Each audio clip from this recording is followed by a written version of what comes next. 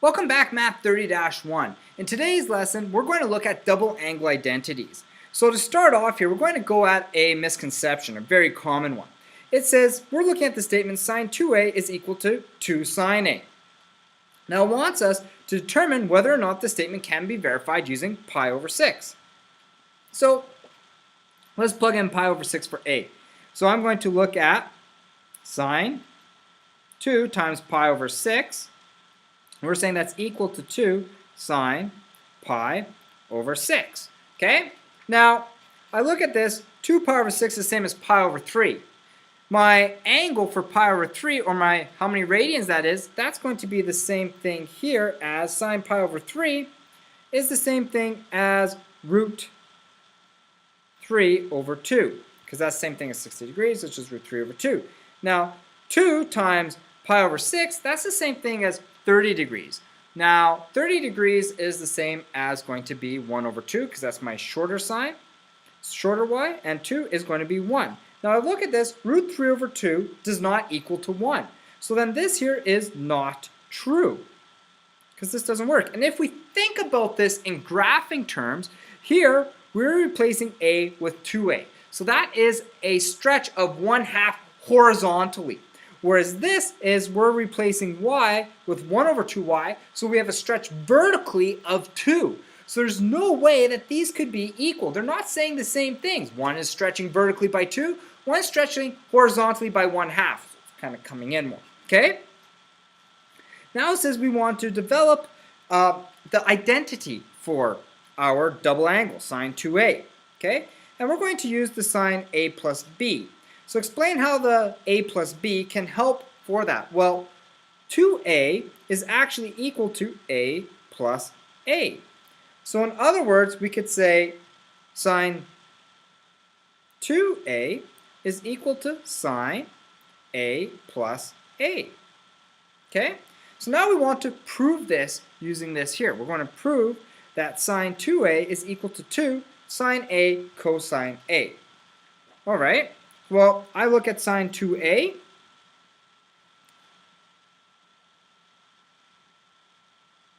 That is the same thing as sine a plus a. Now, I'm going to use my identities up here, my double angle identities. So I look at this, or my sum identities, sorry. We're going to have a plus b is sine a cos b plus cos a cos b. So I'm going to have here, and everything's a, so it's sine a cos a plus cosine a sine a. Okay, since they're both a. Now, I look at this here. Order of multiplication doesn't matter, so this is the same thing as saying 2 sine a cosine a. And that's it. Okay? Now let's take a look at b. So we kind of proved that there. And we want to prove the cosine is equal to this. We want to prove the cosine double angle identity. So this is going to be cosine a plus a. Okay? So let's look at my sum. Cosine a plus a is cos a cos b minus sine a sine b. So in this case, they're both a's, so that's going to be cosine a cosine a minus sine a sine a, since they're both a's. That gives me cosine squared a minus sine squared a. Now this could be changed to many other formulas, which we'll find on the next page, because if you look at my formula sheet here, and we use the Pythagorean theorem, I know that sine squared plus cosine squared is equal to 1. So if I move cosine squared there, I can say sine squared is equal to 1 minus cosine squared. Okay? So I could replace this here, sine squared, with 1 subtract cosine squared, and so on. Okay. So now, but we'll get to that a bit later. So let's now prove our double angle identity for tan. Well, I look at this here. All I'd have to do is plug this in. So this is the same as tan a plus a is equal to, let's look at my tan double angle identity. So it's tan a plus tan a will be on my numerator, so we're going to have tan A plus tan A, and that's all going to be over 1 minus tan A times tan A.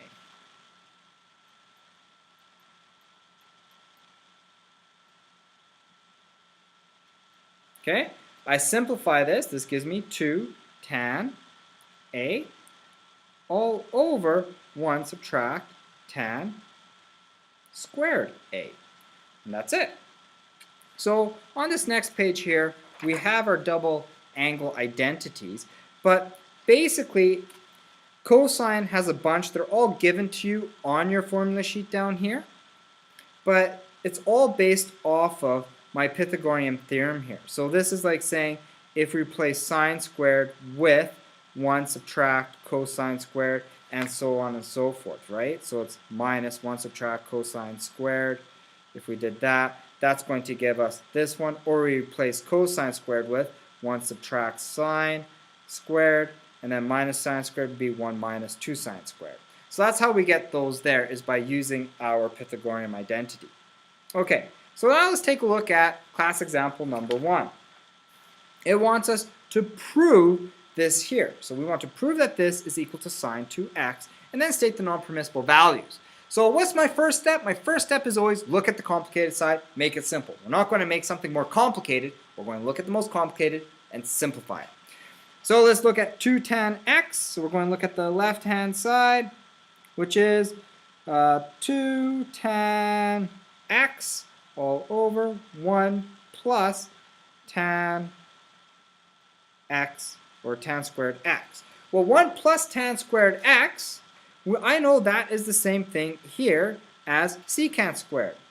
So this is going to be 2, and tan squared is sine x over cos x all over secant squared x.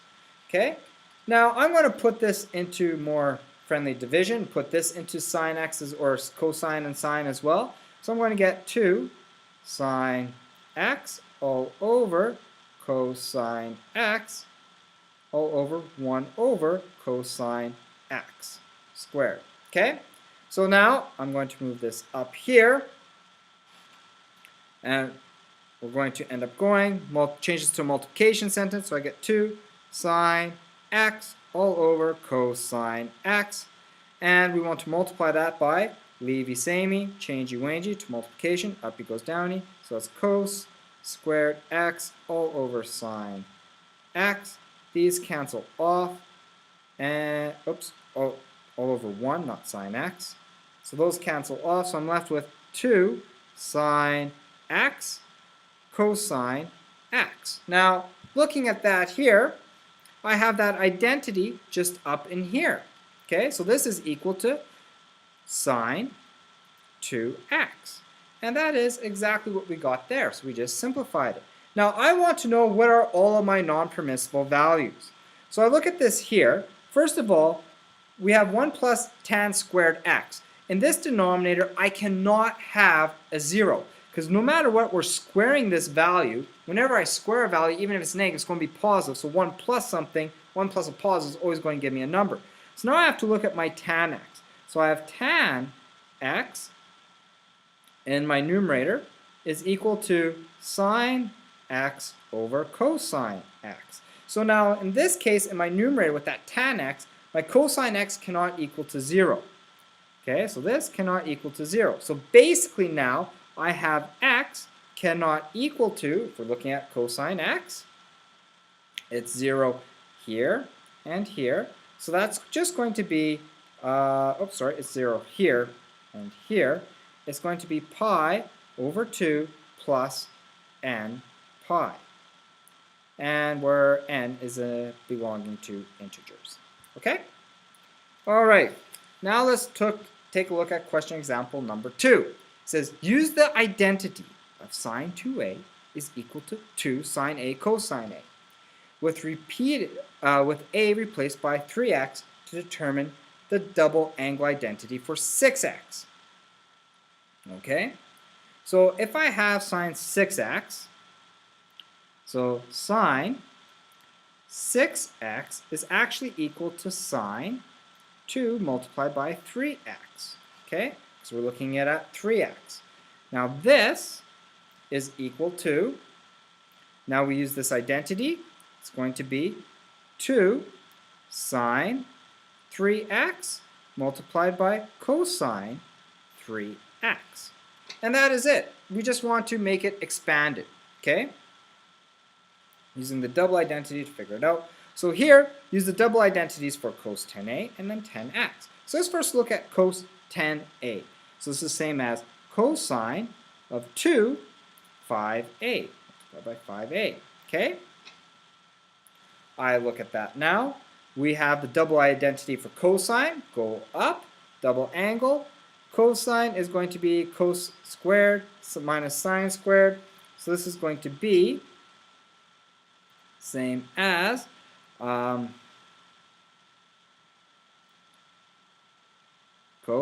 5a squared minus sine 5a squared. Oops, squared's there. Sorry about that. Okay. And now let's take a look, and does it want my limits? Nope. So this is my answer for this one. Now let's take a look at tan x. First. So for tan x, we are going to end up getting, we want to use my tan law. So we have, this is the same as tan 2, 1 over 2x. So now I'm putting in 1 over 2 for each one of the a's in here.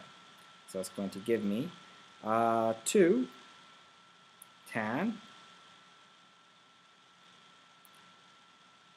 1 over 2 x all over 1 minus tan squared 1 over 2 x. Okay? And that's it. Alright, so now we're doing the exact opposite. We're going to look at class example 3.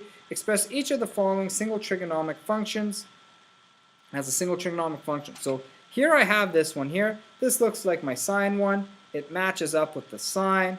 So I end up getting here, looking at my formula, we get 2 sine, so that's going to be sine 2 for x. Okay? So right here, a, and 2 times a. So these are my a's. Okay?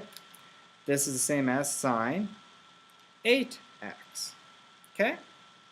Next one here, we're looking at cosine. Well, we have 1 over 2a and 1 over 2a. Those are my a's values. And I look at this here. I have that one and that one. So it's going to be cos 2 and then 1 over 2. So it's the same as cosine squared. And that's going to be, oops, cosine 2 times 1 over 2a, which is the same thing as cos a. Okay? Now let's take a look at my last one here. We have sine and cosine, and it's 5 over 2. Now, if I look at this, the closest one this looks like is that one there. So I'm going to change it into a sine thing. So that's going to be 1 over 2, factor out of 1 over 2, multiplied by 2, and this is going to be sine 5 over 2 x cosine 5 over 2x. Okay? Now, looking at this part here, it's still going to be 1 over 2, and this is going to be the same thing as sine, and it's a double angle, 2 times 5 over 2x, which is the same thing as 1 over 2 sine 5x is going to be my solution. Okay?